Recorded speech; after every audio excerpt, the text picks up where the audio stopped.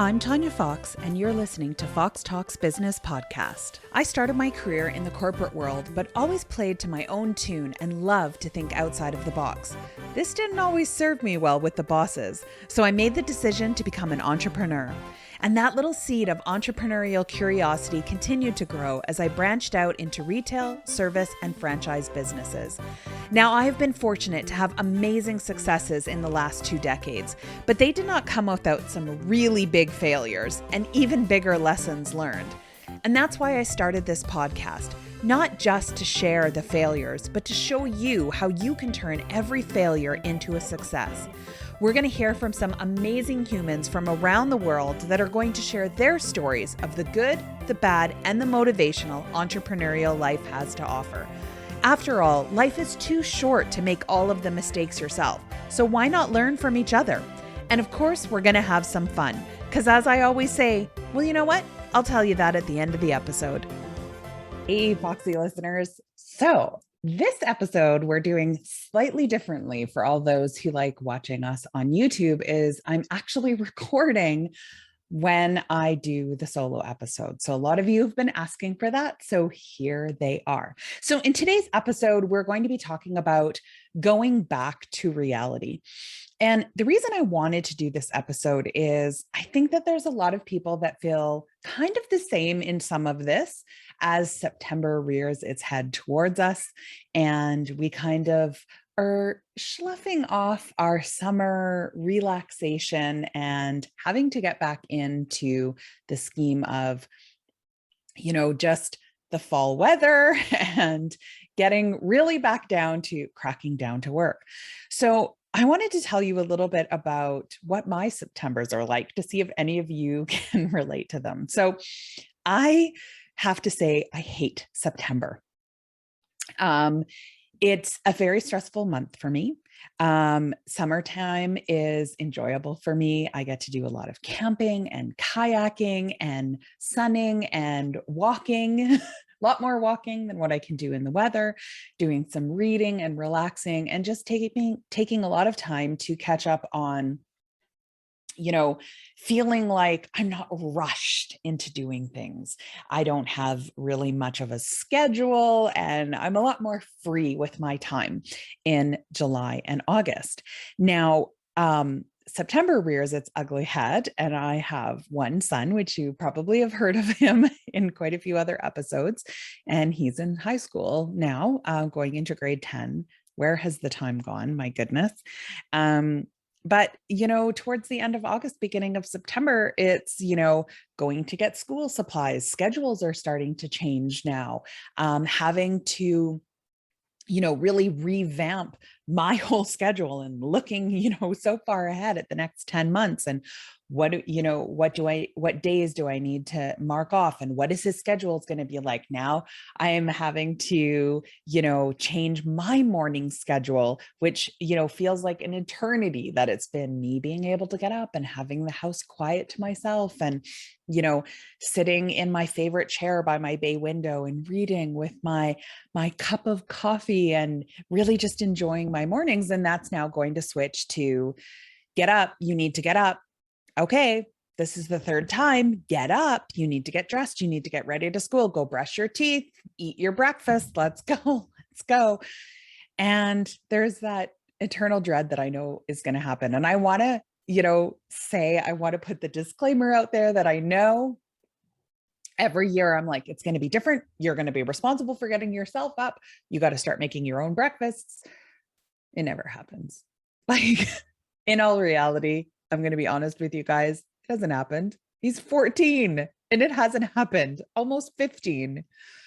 It's not going to happen in his lifetime. I'm telling you, it's still going to be the one who's responsible for making sure that he gets up. He's just not a self-starter. He's like his father. He did not get my gene of the alarm going up and popping out of bed and like, yeah, let's get the day. I'm a morning person.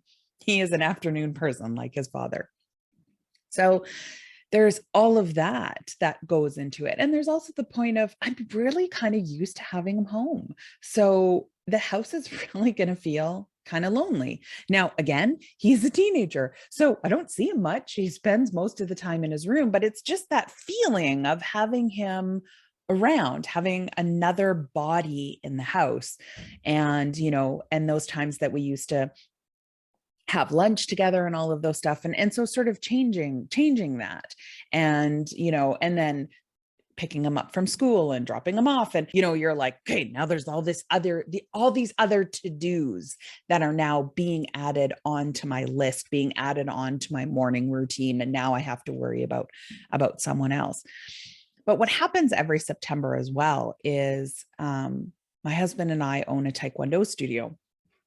And so in a few interviews that you're going to hear in September, this topic comes up quite a bit because it's very much on my mind right now, because in September is when we gear up for our new season. So our Taekwondo season runs like school does, September through to June. And although we have, it was such a weird year last year, we're getting back to what our normal schedule would normally look like. But with that comes the yearly resentment piece. And I would love to say that I've cured this over the 15 years that I've been doing it. But the truth is I haven't. There's always that little piece of resentment that rears its ugly head and takes me a while to recognize it, because when it comes up, there's a lot of extra work.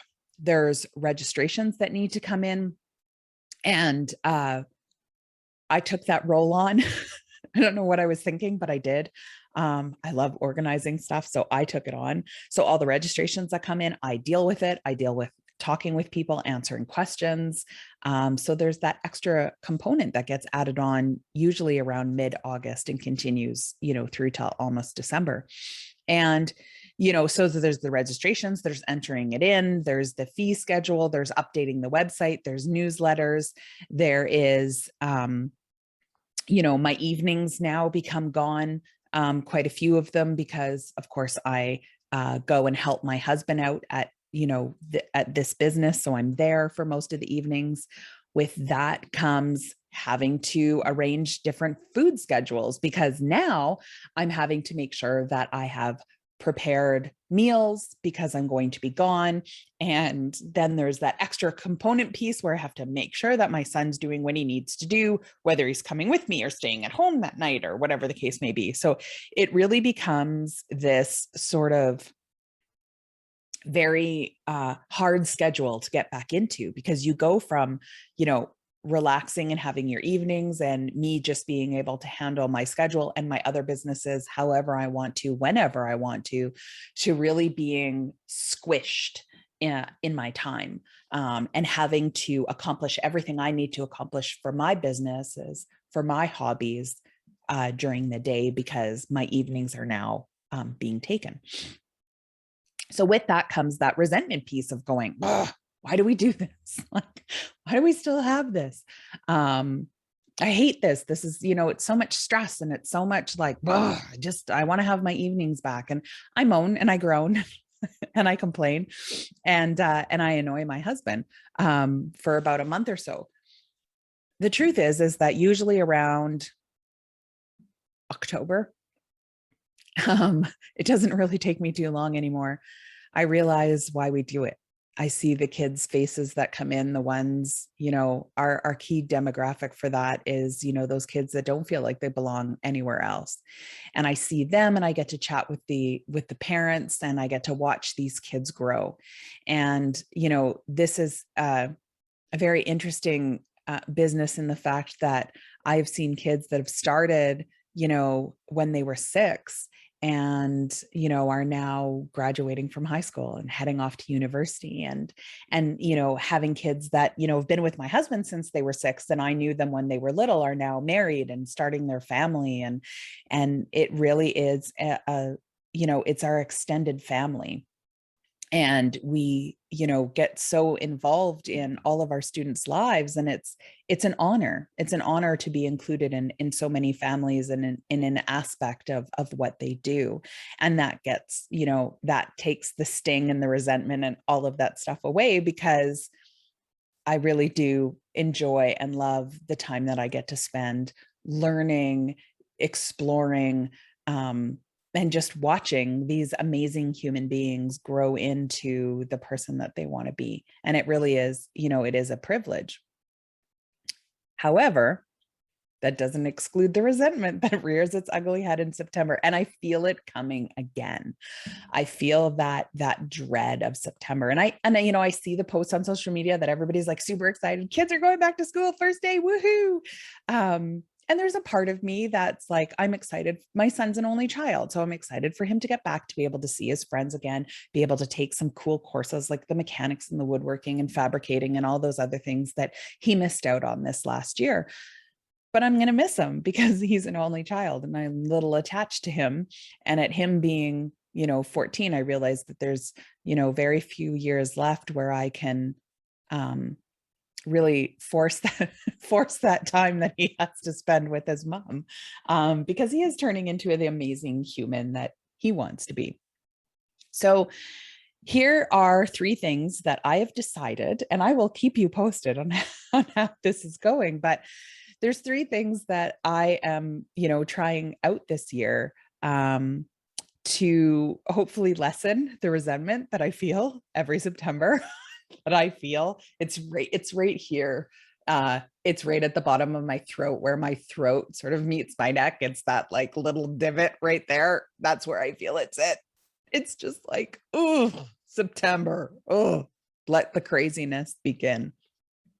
But one of the things that I realized is it really comes down to taking that October feeling and remembering it now. So what I want you to do is, if you're sitting there going, oh my God, I relate to you, whether it's because you have businesses that are, seasonal businesses that are starting up again, whether it's just the fact that you have kids that are going back to school, or whether it's the fact that, hey, you had the summer, it was quiet. Now you got to get back to work, get back to business, start doing stuff, gearing for, the Christmas season, if you're, in the retail sector, all those other things that get involved in that.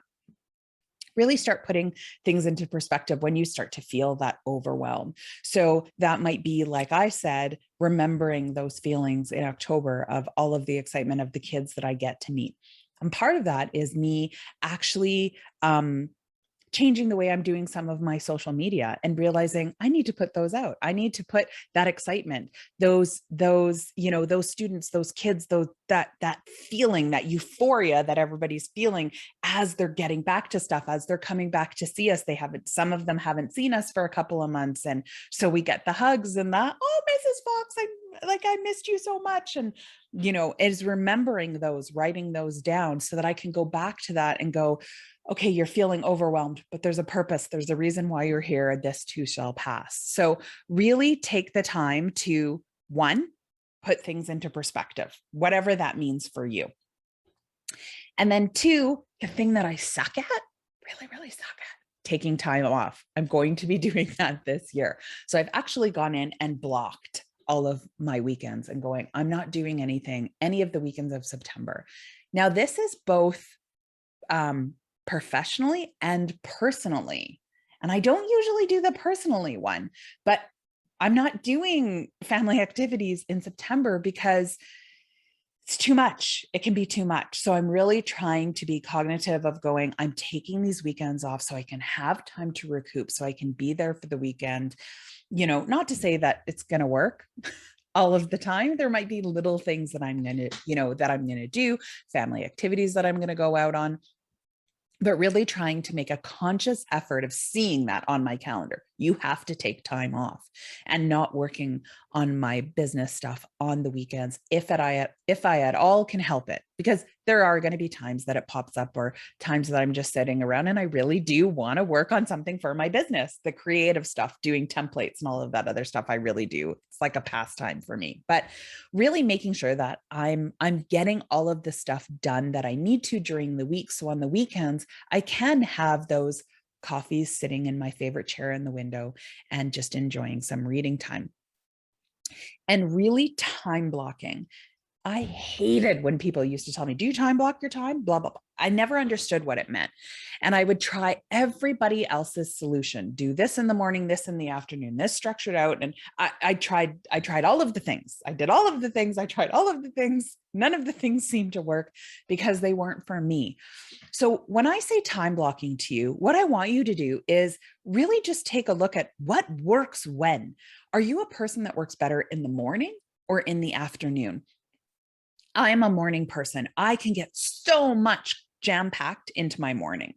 My afternoon is a little bit slower. So my morning tasks are the one that need a lot of energy, a lot of creativity. So those are my thinking tasks, I call them. So any thinking tasks that I need to do, I will schedule them in the morning. So whether that be interviews, whether that be stuff that I'm doing for clients, all of that, I really try to do that in the morning. And in the afternoon, the tasks that I try to tackle or the meetings that I try to have are those that maybe don't quite require a ton of my brain power. So those could be my staff meetings where it comes second nature to me, those client meetings where maybe I'm just doing a follow-up. I don't have to do a lot of research or anything like that. We're just kind of having a conversation. I'll schedule those in the afternoon. And then I always pick one day a week where I have nothing going on, no meetings, no dealing with staff, no nothing. And that is a project day for me. So that's where I really sit and I look and I go, what has been, I'm a big list person. I love my to-do lists. I do a top 3 every day and I keep track of it on a pad of paper. And I look and I go, what has been on that list for a while? I need to get it off. And that project day is where I get all of those things that seem to just stay on my list and never get off. So that's how I deal with my time blocking. Now for the lists, there's tons of top 3 lists and to-do lists. And you can buy pads if you're watching on YouTube. I got this one from Indigo, which actually, you can do your meals. What do you want to do for today, tomorrow, eventually? I don't use all of that, honestly. I just kind of write a bunch of to-dos and sort of check them off. But there's tons of different, do what works for you. Play with a bunch of different things. Don't think that just because you hear somebody talking about one thing, that might work for you. Take a little bit from this and a little bit from that and create your own thing. So the lessons I'm trying to do is really, again, 1, putting things into perspective. 2, making sure that I'm forcing myself to take time off, because I need to force myself. And 3, time blocking. Make sure that I'm giving myself time to complete all of those tasks so I don't get stuck in that overwhelm of feeling like there's tons of stuff on my to-do list and it's never coming off, because that is really what ends up causing me of feeling the September resentment. So what do I want you to do with this today? You're like, great, feel you, understand you, hear what you're saying, but now what? So my call to action for you is I want you to take stock, which means you need to stop. You need to breathe. You need to go back in time and remember, I've been here before. I've done this before. This too shall pass. I know I will get through this. And dig back into those memories if you need to. The reason why you're doing this, why the craziness starts. If it's kids that are going back to school, there's a purpose behind it. And write those things down. Have a sticky note on your computer that's like, you're going to be okay. This too shall pass. Or a sticky note that just says, we're doing this because, and list a few things so that whenever you need to take stock, it's quick and easy for you to just take a look at. And give yourself a treat. Give yourself something to work towards if having those sort of things helps you. So maybe that's at the end of September, you get to go and treat yourself to a massage or a manicure or a pedicure or your favorite meal out. If I can get through this without making everybody feel the resentment too, that is one of my things that's at the end of mine. So at the end of September, if I can make this through better than what I usually do by keeping myself aware that I know I have these feelings, I know I have these emotions, I know that this is coming up, I need to keep that in check and always remember this. If I can do that, then at the end, I'm going to go to my favorite restaurant. I'm going to bring my favorite book with me. I'm going to sit and enjoy a glass of wine and my favorite meal, and just celebrate the fact that I made it through yet another September, hopefully a little bit better than the last one that I just tried to get through. So I hope that helps. I hope that hopefully this will be the last year that I say I hate September. We're going 14 strong though, but we're definitely definitely going to try. So I hope that that if you are dreading going into September, that this might give you a few little things that to make you kind of go, maybe I'll try that. Maybe that'll work for me. And let's see how it goes. I will get back in touch with you guys. So don't forget to head out and make sure that you're liking our social media, because I will let you know both on Facebook and Instagram whether this worked or not. So best laid plans. You guys are all going to be able to hold me accountable to this. So did I put things into perspective? Did I take my time off? And the time blocking one, I already did. I already have my time blocking going. So hopefully it will just work and we'll see how well I actually use it. So let me know, what are your tips? What are some of the things that you do to get over the September hustle and bustle that we all seem to feel? Do you have tricks that always work for you? I would love to hear about them. So don't forget to subscribe. Head over to our YouTube channel if you haven't already, if you want to see this and other videos when we have guests with us. And we have some really great guests that are coming up in September. We're going to be talking about marketing, which is a big, big thing coming up. So I actually have a wonderful woman, Erin, who comes on and gives us some great tangible things that you're going to be able to take away from that episode and use right away. And I also have Mark, who comes on to talk to us about branding. Not your usual talk about branding. So I'm really excited for that one to come out. And I, of course, am going to be coming on with some more solo episodes like this one. So keep those ideas coming in. I've used a lot of them. And I would love if you could just take a moment to subscribe wherever you listen or watch us. It really helps us to reach more people. And I love hearing all of your comments. So thank you guys for the ones that have already done it, and a pre-thank you to the ones who are going to do it.